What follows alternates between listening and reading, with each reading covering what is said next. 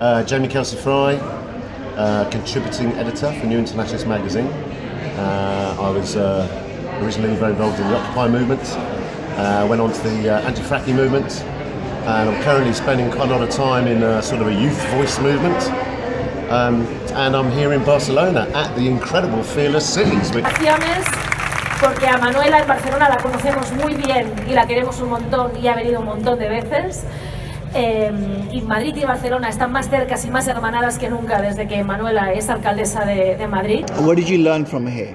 From here? Yeah. Right. This is global already. Now, as an internationalist, I should have known that. I didn't realise to what extent municipalism is global.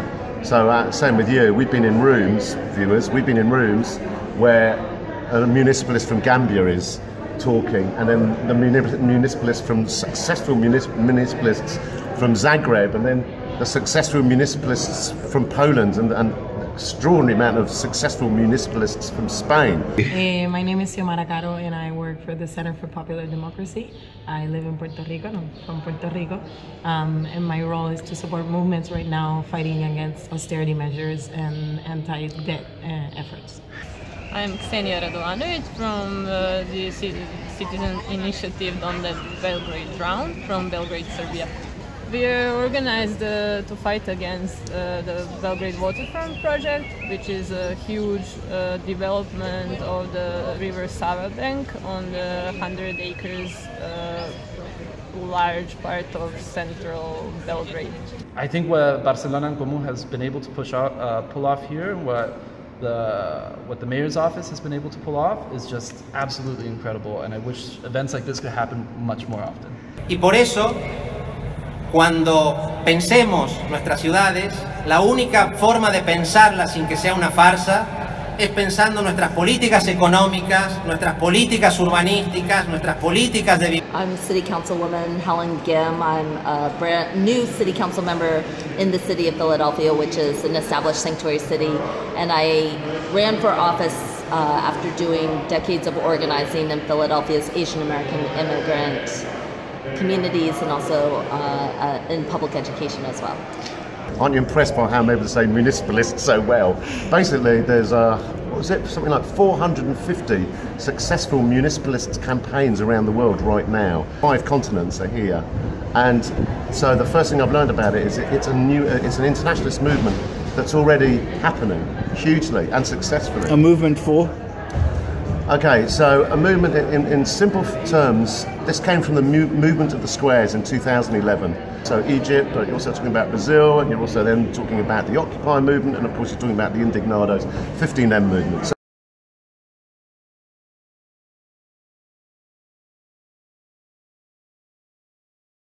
So where people took public spaces and had direct democracy, participatory democracy, okay? And that movement learned a lesson, which was, we can't just take the square over for the rest of your life. And so there was this period of learning, and in Spain they went to stage 2. Stage 2, their conclusion was, we shall take back the institutions. We'll take back the local institutions. And that's exactly what's happened. So we're in Barcelona because of Ada Colau, who originally was running the PAH, which was one of the Indignado movements that was stopping bailiffs repossessing houses. PAH were incredibly successful. And she's now the mayoress here in Barcelona, and she's one of the flagships, you know, her and the mayoress of Madrid. So what municipalism is, it's this stage 2 of the movement of the squares, which is we will take back power by taking back the local power, taking back the institutions and the municipal movement. So that's in essence what it is. It's an activist movement, but it's activists using existing tools that have been long forgotten. You know, the institutions of mayor, the local councils, that's just dusty people who are replicating a 100, 200-year-old model, you know, and activists have taken it over, and they're transforming it spectacularly immediately. One of the other things that's very, very important for your viewers to consider is, what does it mean when people talk about the feminisation of politics? That's what they're talking about a lot here. This is female-led, and actually, in practice, it's fascinating, because it's become very easy for women to take over these ancient sort of power structures as local councils and go, the way you've been doing it is really embarrassing, and we're going to do it like this. When Greece was going through their issue with Syriza government moving in. We built a message to send through from the people to the people in Greece, where we actually spoke to them directly and in a video, all our support through a video, where we were saying that we knew that this debt was created by others to put them into this debtocracy mechanism situation. This video became absolutely viral with the help of activists and alternative media over there. It had hundreds of thousands of views, it went on TV, it went on mainstream media, and we actually managed to connect directly, and it was actually quite of an explosion with the Greek people, you know, and we had so much feedback from them on how this message just was something very needed. Oh, we have a lot of bad guys to to work. I mean, we have a lot of work. Now we have to finish this trial with this banker. It's a big trial. It's complex, but there is many other cases of abuses of multinational. We are going now to help the friends from Puerto Rico because there is another bank, which is the Spanish bank Santander, which is now on trial for the first time, and we need to help Puerto Rico to explain that what Santander is doing in Spain is then exported in a bigger scale to destroy life of many people. So now this is going to be the next thing we do together with all these people, and then we have many other multinational and politicians that we need to put in jail as soon as possible. Fantastic. Y que el miedo no va a desaparecer solamente porque tenemos gana, coraje y ánimo. Estamos viviendo en Brasil un genocidio de la población negra. El problema de las drogas, la guerra contra las personas. To put it in a very sort of simplistic way, the kind of clunky, sort of hard edges of the old traditional way of running councils, they're rounding all those corners, and they're kind of bringing to the kind of way that these institutions work. They're bringing into it a much more engaging, sort of inclusive approach, and they are just completely anti-hierarchical. I mean, what I found fascinating in the last talk we were at, Ada Colau was asked. She said recently in an interview, she was asked, "Would you consider to be president?" And she just laughed. She said, "Well, that's just embarrassing. You know, the whole concept of president." She said, "That's a dead culture. Okay, it's a moribund dead culture that will go. You know, and I think that's exceptionally exciting. You sort of look back at the institutions that we've all assumed, well, this is just the way things have got to be because they've been going like this for hundreds of years, and go, no, it doesn't have to be like this. And it's taken this movement, feminine-led movement, to go, yeah, absolutely, we can do this totally differently. And even better, this is working class. Ada Colau is working class feminist, the first ever woman mayor of Barcelona, but also the first ever female working class mayor of Barcelona. And all that is very important because it revivifies the idea of the power of the 99%. In other words, you don't have to be super educated and super privileged. In fact, quite the opposite. It's when people aren't super educated and aren't super privileged that they are able to actually create movements that just catch fire immediately. Because this stench of sort of privilege and arrogance and patronising kind of attitudes is gone. It's just not here. And that's why it's caught on so quickly. What can the media do to help that? Alternative media, independent media. Well, speaking as a new internationalist, I'd say we're already been doing a lot of this for a long time, in the sense that we've been specifically farming out a lot of our material. So whenever we choose, with each issue, we've got a different theme for each issue. So with each issue, we will have sort of experts in that field who will kind of come in as guest editors or guest writers, if not guest editors. And it's always been very much a sort of feminized approach towards journalism. And it's also been profoundly inclusive because we've always represented the majority world voice the whole time. So in a way, I think that's the first few steps that any alternative media should be taking. But I think in the long run, we should also look at the alternative media being much more networked and linked up. In the last meeting that we just had, you know, because you've got 80 countries being represented here, the idea of them all networking more sort of effectively is really, really attractive. I was thinking how here you can meet people from all around the world. It's not like third world countries, blah, blah, blah. Really, we have the same problems. A couple of months ago, I realized that in London, for example, Battersea power plant, people are fighting exactly the same thing. Like corruption in the state institution that can allow this public money to be extracted for private interests. It's completely the same thing. So I was at one point shocked that you have corruption in London. What would you want from someone in London, for example? What would help you?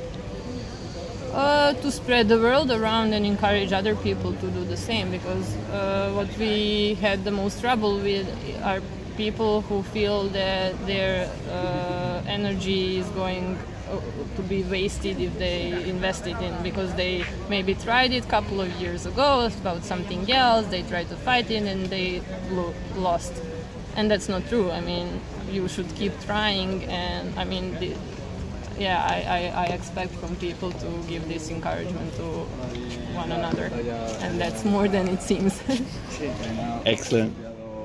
What we're saying is these practices have been exported to the world and have become a systematic way of pushing austerity measures in other countries, creating fiscal control boards to be able to justify cut, and getting countries like Puerto Rico that don't have political power to make decisions in debt is a way of corruption.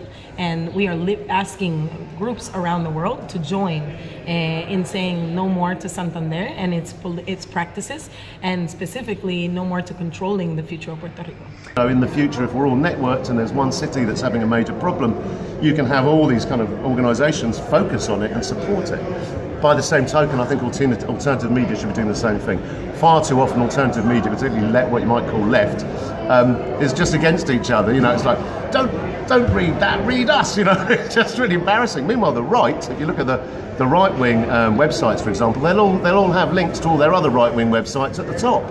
Whereas we're quite the opposite, you know, and that's got to go. This sort of exclusivity and this sort of competition of we have the right, left, we've got the correct left voice here. That's got to go.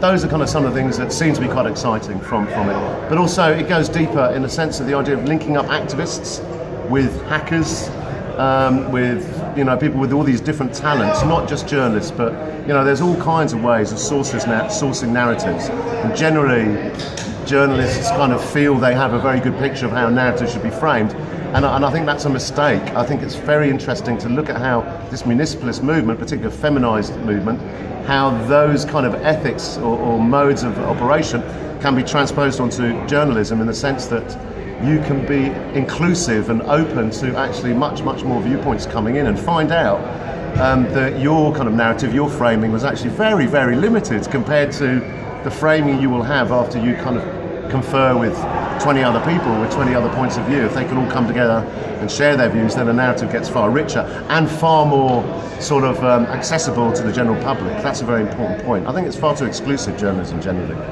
And do you think an event like this, like Fearless Cities, where people from other parts of the world, cities organizing together, learning from each other, do you think that's helpful? I mean, in what way do you think that works for you, or might work for others? Dude, this is like one of the best things ever. I mean, I come from a place that doesn't really have really good politics, and you can bag on an electoral organization or something like that all you want, but you have to take the actual concrete facts that what Barcelona en Comú has been able to establish, like even in this event, is phenomenal, because we know that we're not alone in this problem, but we don't have the actual concrete infrastructures to build solidarity, and this is the kind of concrete infrastructure that allows us to build that kind of solidarity, so that we can build a confederation of cities that move together against regime of injustice, against a regime of centralized power. And so I think